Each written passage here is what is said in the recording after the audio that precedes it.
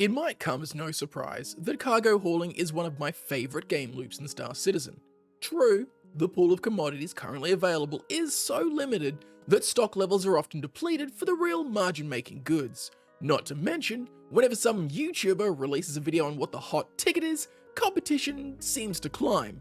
Be sure to check out my cargo guides on the screen now. I'll also put a link in the description.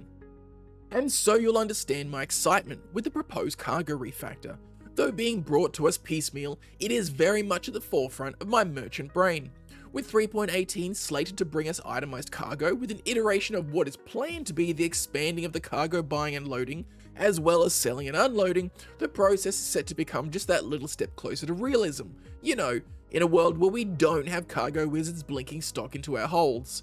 And it got me thinking about the future of cargo hauling, at least in the early stages of the refactor, and how we might see a change to the old meta. Citizens, my name's Beard of Oz, and today I'll be talking about why I think small haulers might start dominating the cargo hauling space, and why I believe this is a good thing. Let's dive in. Just a quick note here before I get into it, any images I show from CIG are likely placeholders and do not represent a confirmed final result in alpha. Associated values of credits and timeframes are likewise to be held in the same light and not to be taken as concrete information. For any of my fellow haulers out there, you're more than likely familiar with the struggle of supply when it comes to the more lucrative commodities in the cargo hauling loop. Whether you're running a small to medium hauler and you always seem to arrive at a location just as a C2 is departing, or maybe you are that C2 making your way to the next mining facility because 12 SCU of Laranite just doesn't put a dent in your cavernous hold. And while those who are in the cargo hauling life do it because they love it, it's certainly a far cry from the top earners in Star Citizen, and that tends to keep the majority of min-max style players out of the pool. Well, I am of the firm belief that come the beginning of the refactor, not only will we see the changes to how we load and store cargo, but also to the values and profit margins of those commodities, as well as perhaps even some newer tradable commodities to flesh out the commercial universe. So, coupled with the fresh-faced appeal of the refactor, the promise of boosted profits, we'll likely see a resounding resurgence of interest in the cargo trade, and once again, competition will be fierce. Now normally in this situation, it would just be the wealthier players decked out with enough scratch in the bank and a C2 just waiting to be filled that would begin to once again deplete the vendors of their favourites. But with the addition of loading and unloading timers, the benefits of Leviathans like the Drake Caterpillar and the Hercules C2 might soon be brought to heel. While we don't have a concrete metric, we've been shown images implying that there will be loading and unloading timers for cargo purchased and sold at trade locations, as well as the likelihood of being able to pay workers to accelerate that process. And while the citizen with enough money to fill a C2 may nary bat an eye at accelerating the process, it will start cutting into their profit margins.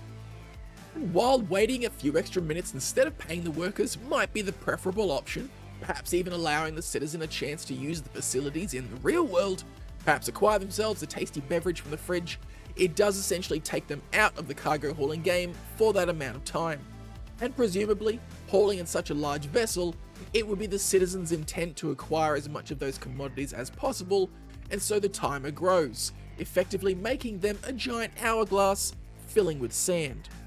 And herein lies the reasoning behind my belief in the burgeoning small hauler meta, where once the only way to truly make a decent margin was to haul as much commodity as possible, the sacrifice of time and possibly alpha UEC to cut down that timer will allow for those savvy traders running smaller vessels to get in and out with a full hold while the larger haulers are still being filled. And depending on the timers themselves, perhaps even allow that same small hauler to return to the same vendor and collect again, all while the larger hauler still remains locked in its loading process. All of this will obviously depend on what metrics CIG add to the final draft for each edition of the Cargo Refactor. Assuming everything I've pointed out here does indeed come to pass, demand on commodities will be pushed even further, reducing the likelihood that a larger vessel like a Caterpillar or C2 could be filled, and so the validity of using larger ships could for a time decrease, causing even the most devout of large hauler captains to look towards more manageable and convenient smaller vessels.